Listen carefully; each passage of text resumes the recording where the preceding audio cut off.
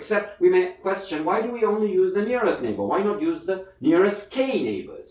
Okay, and that's the k nearest neighbor algorithm. Now what would you do with the nearest k neighbors? That gives you k y values. You can take the majority vote or the average. Okay, if k is odd, then since y is plus or minus 1, the sum or the average of the ky values, if you take the sign of that, that's going to be the majority vote. So this is, you can think of this as the majority vote among the k nearest neighbors. Okay, and now what I'm showing here in these pictures is what happens on the digits data when you vary k. Okay, so look, the one nearest neighbor rule. Okay, that's the nearest neighbor, and you can see, you get this nice separation boundary, but it looks like it's overfit a little bit. Okay, and that is, and there's even a blue region in here, this little blue region. So it's clear that it's overfitting. Still, it's at most a factor of 2 from optimal. Okay, and so as we increase k, so here's the 21 nearest neighbor rule. Okay, now you've got a much nicer looking boundary between separating the blue circles from the red X's in the digits data, 1 versus not 1. Okay, and as you increase k too large, now the boundary is just too simple. It's just a constant minus 1. And what's happening here? There aren't that many blue circles. So once k becomes large enough, you take your 127 nearest neighbors, no matter where you are, you're going to have a majority of red because there are just so many red. There are not enough blues. Okay, so just classify the whole space as minus 1. So this is, sort of what's going on as we increase the value of k, the number of nearest neighbors you use. And you can observe that when k is small, it's a much more overfit, much more complicated boundary. And that is evidenced by the fact that in-sample error is 0. And as k gets larger, you get a simpler and simpler boundary. Okay. So k plays the role of a regularizer. When k is small, you're going for the most complicated hypothesis when k equals 1. When k is very large, you're going for the simplest. And there ought to be an optimal case somewhere. Okay, so now, the ultimate, most powerful method within this class is the k nearest neighbor algorithm, not the 2 nearest neighbor algorithm, but with a suitable choice of k. Okay, and if we can choose k right, we're going to get another miracle result. And I'm going to show you that miracle result. So let's go to the board and discuss the role of k. Okay, so let's talk about the role of k. And you will notice, so we already discussed that, when k is small, for example, k equals 1, that's the nearest neighbor algorithm, you tend to overfit. You get a very complicated decision boundary. When k is very large, you underfit. So there's some optimal k. And you will also notice from the pictures that, when k is not 1, the in-sample error is no longer guaranteed to be 0. Okay, so how to choose k? Okay, so k plays the role of a regularization parameter controlling underfitting, overfitting. Okay, small k overfitting, large k underfitting. Okay, so one obvious way to choose k, just like we choose the regularization parameter, is cross-validation. So you leave a data for a particular choice of k, you can estimate the cross-validation error by leaving a data point out using the k nearest neighbors on the left in data to classify the point left out, and repeat for each point that you leave out. So cross-validation. Okay, and there's also some theory that we can deploy for choosing k, and that's what I'm going to discuss now. Okay, so let me show you sort of what's the situation as we, for example, increase k. Okay, so here's your test point. Okay, and you've got data points. Okay, and you're generating more and more data points. Okay, so let's say k is some fixed number. So now this is the nearest neighbor. As you generate, so these are your, let's say, 5 nearest neighbors. So here are your 1, 2, 3, 4, 5 nearest neighbors. As you generate more data, all your 5 nearest neighbors get closer and closer to your test point. Okay, so all your 5 nearest neighbors get closer and closer to your test point. And then as you have more and more neighbors closer and closer to your test point, you can use more and more neighbors, and because they're close, they represent pi of x. So the fraction of your neighbors that are, plus 1 is basically a good estimate of pi of x, this probability of plus 1, if all those neighbors are close to you. Okay, so how do you get many neighbors close to you? The way you get many neighbors close to you is to choose k large.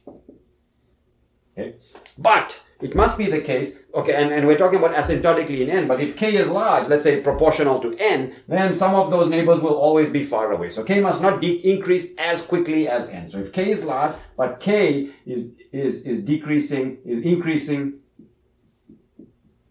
slower than n, then as you generate more and more data points, all those k neighbors will come closer and closer and closer and closer to your test point. Okay, and the fraction of those k neighbors that are +1 is going to converge to pi of x. And then once you know pi of x, you can perform the optimal classification. Okay, so theorem. Okay. And now this addresses almost all the issues with the k nearest neighbor, the single nearest neighbor theorem. If k approaches infinity with n going to infinity, so as n is large enough, if k is approaching infinity, but k over n is approaching 0. So this means that k is in little o of n, so k is growing smaller than as quickly as n. So we're in this pictorial regime that I've indicated here. Then, theorem. Okay. For sufficiently large n, as long as the pi of x that we had before is continuous, for sufficiently large n,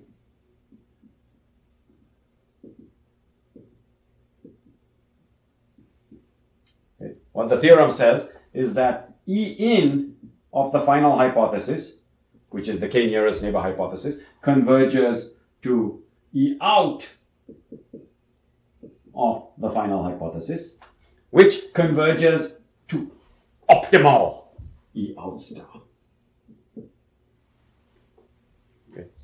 So, as n gets large, in-sample error converges to the out-of-sample error, which converge to the optimal out-of-sample error. Optimal that anybody can do. So nearest neighbor converges to optimal. And by looking at the in-sample error, you will know if you have succeeded. So we get E in close to E out and E out optimal. Wow!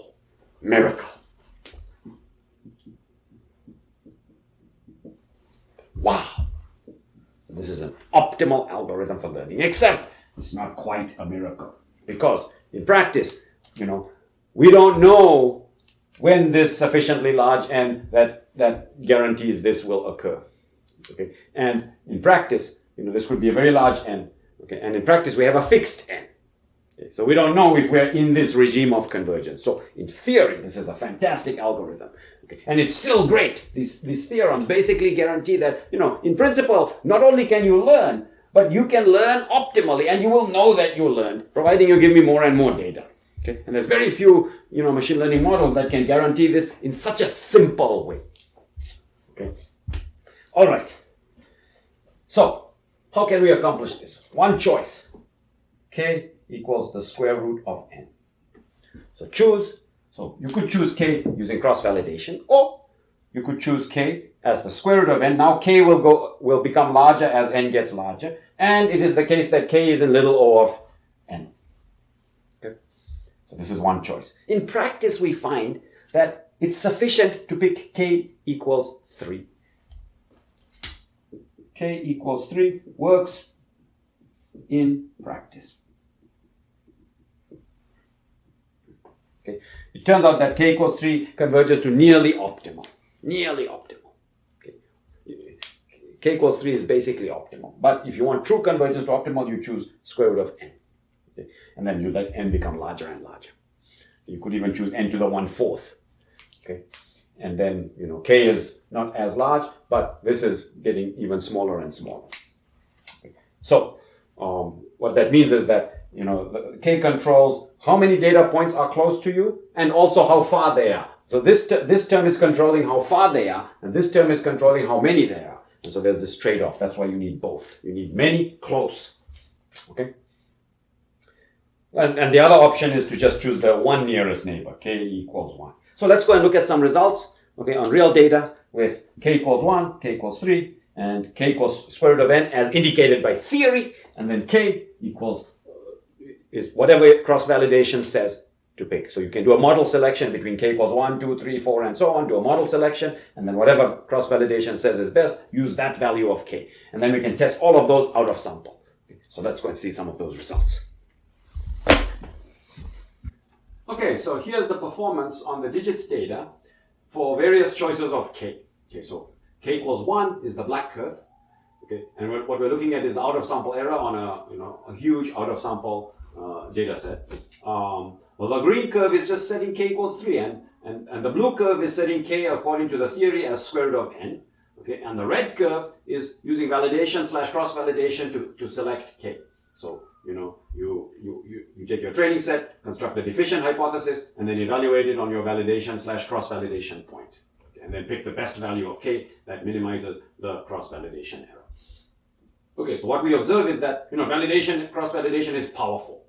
You get the red curve, okay, converging to slightly below, about slightly less than 1.5% E out. So for this problem, 1 versus -1, and it probably converges a little. The blue curve is converging down, and it'll ultimately converge to the out-of-sample error as you increase the number of data points, because that's what the theory says, square root of n.